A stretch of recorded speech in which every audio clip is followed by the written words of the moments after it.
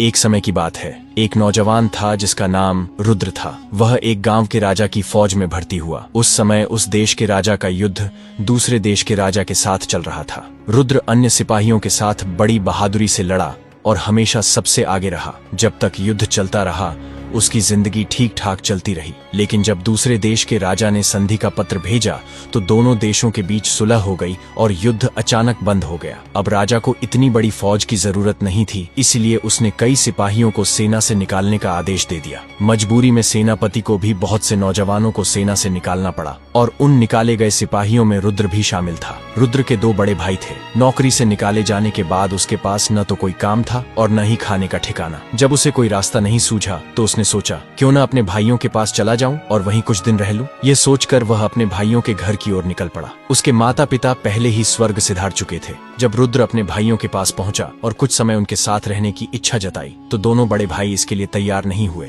उन्होंने कहा, हमारा तो अपना ही खर्च बड़ी मुश्किल से चलता है, हम तुम्हें कैसे पाल सकते हैं। अब रुद्र के सामने गांव छोड़कर जाने के अलावा कोई और रास्ता नहीं था। आखिरकार दुखी मन से उसे वह गांव छोड़ना ही पड़ा। उसके पास केवल अपने हथियार थे जो उसे फौज में भर्ती होने पर मिले थे और फौज से निकालते समय उसे सौंप दिए गए थे। वह अपनी बंदूक कंधे पर लटकाए गांव से निकल पड़ा। चलते चलते वह ऐसी जगह पहुंचा जहां घने पेड़ों के अलावा और कुछ नहीं था। वह बहुत थक गया था, इसलिए एक घने पेड़ के नीचे आराम करने के लिए बैठ गया और अपने भाग्य के बारे में सोचने लगा। ना तो मेरे पास पैसा है और ना ही मुझ में कोई खास हुनर। अब मैं कौन सा काम खोजूं? शायद अब तो मुझे भूखा ही मरना पड़ेगा। उसी समय हवा का एक तेज झोंका आया।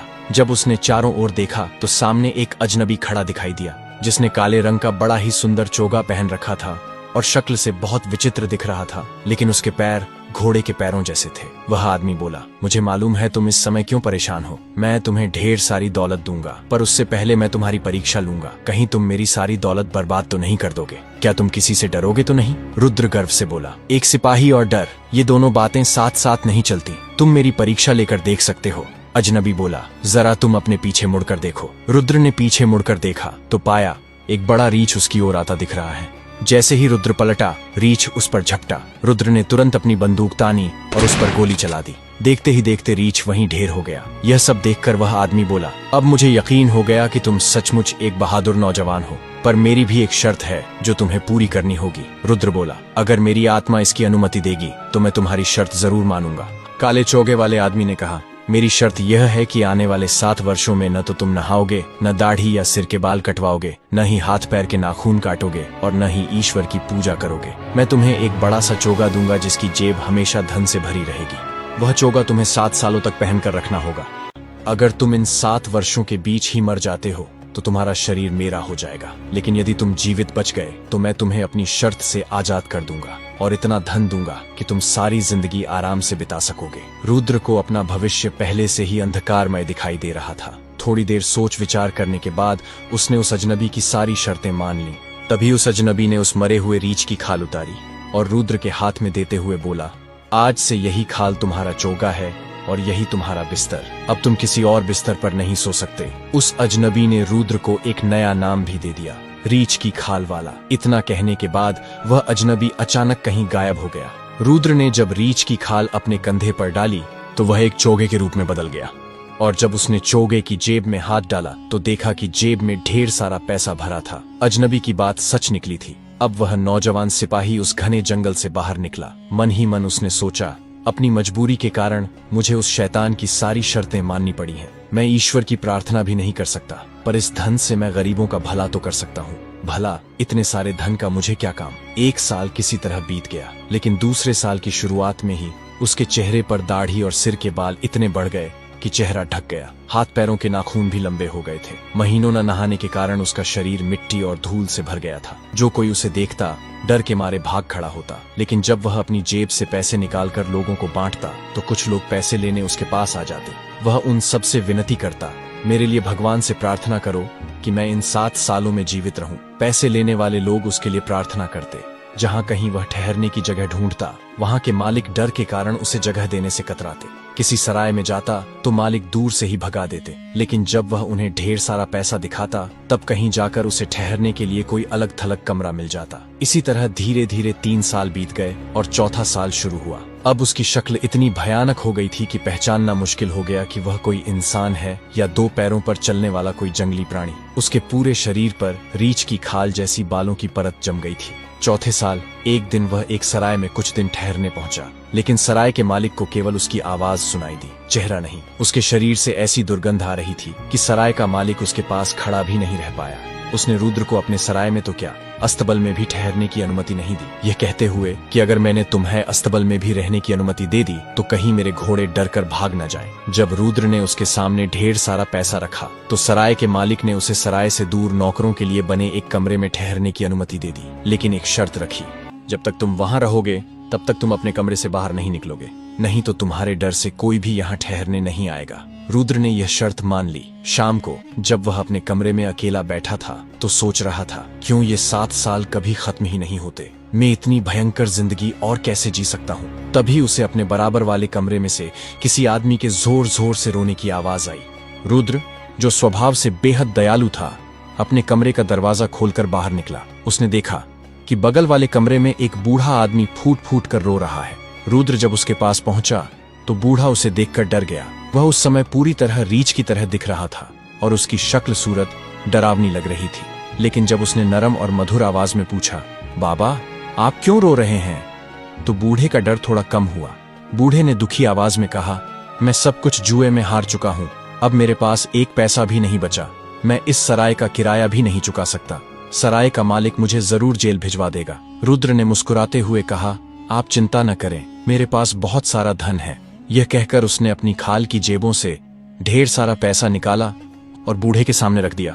फिर बोला, अब आपको रोने और दुखी होने की कोई जरूरत नहीं है, इससे आप सराय का किराया चुका सकते हैं। इतना ही नहीं, रुद्र ने बूढ़े को अपने घर ले जाने के लिए और भी धन दे दिया।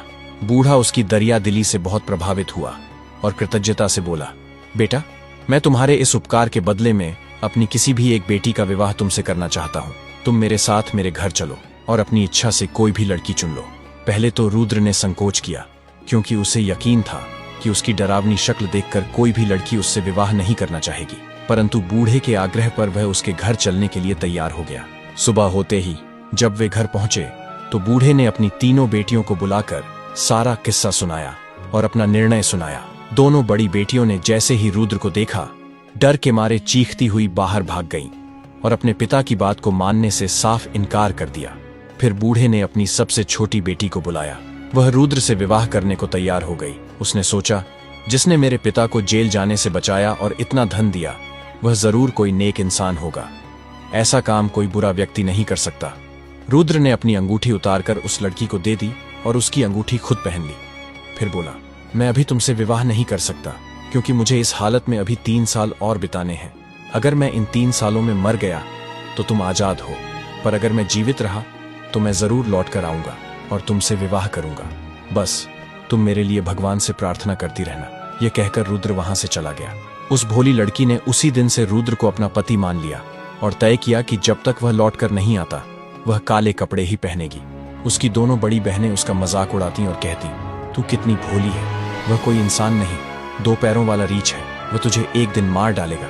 लेकिन छोटी बहन को भगवान पर पूरा भरोसा था। वह शांत रहती और हर रोज भगवान से अपने होने वाले पति की लंबी उम्र की दुआ करती।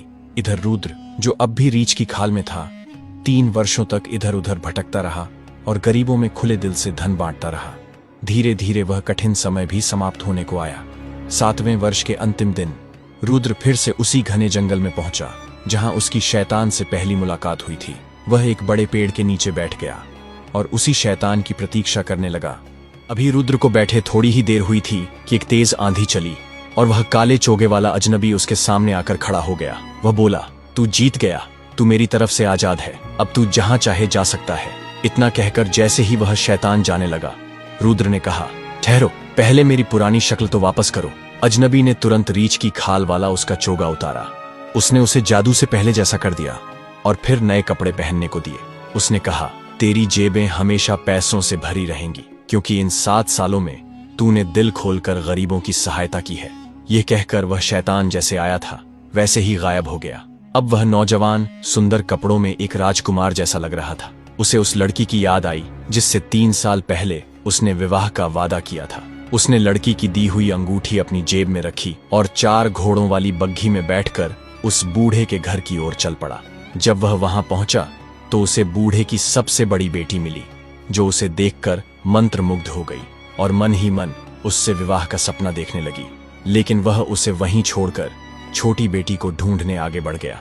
थोड़ी दूर जाने पर उसे मंझली बेटी मिली। वह भी उसे देखकर आकर्षित हुई और विवाह के बारे में सोचने लगी, पर नौजवान बिना कुछ बोले आगे बढ़ गया। अंततः वह एक छोटे से कमरे में पहुंचा, जहां उसकी होने वाली पत्नी काले कपड़े पहनकर ईश्वर की पूजा कर रही थी। वह चुपचाप उसके पास गया और उसकी अंगूठी उसके सामने रख दी। लड़की ने अंगूठी देखकर तुरंत पहचान लिया और लड़की ने भी अपनी उंगली से अंगूठी निकालकर रुद्र के हाथ में रख दी। वह उसके सुंदर रूप और अमीरी को देखकर हैरान रह गई। जब उसने पूछा कि यह सब कैसे हुआ, तो रुद्र ने उसे पूरी कहानी सुना दी। लड़की ने इस सब के लिए भगवान का दिल से धन्यवाद किया। जब वह नौजवान अपनी होने वाली पत्नी का हाथ पकड़कर कमरे से बाहर आया, तो दोनों बड़ी बहनें तैयार होकर उससे मिलने आ रही थीं। पर जब उन्हें पता चला कि यही रीछ की खाल वाला व्यक्ति है जिसे उन्होंने पहले तिरस्कार किया था, तो उन्हें खुद पर बहुत गुस्सा आया। ईर्ष्या और ग्लानि से भरकर बड़ी बहन ने पास के कुएं में कूदकर और मंझली बहन ने एक पेड़ से लटककर आत्महत्या कर ली। अगले दिन दरवाजे पर दस्तक हुई। रुद्र ने दरवाजा खोला तो देखा वही काले चोगे वाला शैतान खड़ा था। उसने कहा, देख, तेरी एक जान के बदले मैंने 2 जानें ले ली। ये दोनों लड़कियां ईर्ष्या और नफरत की आग में खुद ही जल गई, लेकिन तू अपने साहस, दया और धैर्य के कारण इस आग से बच गया। इतना कहकर वह शैतान फिर से गायब हो गया। तो दोस्तों, इस कहानी का निष्कर्ष आप कमेंट सेक्शन में लिखकर बताएं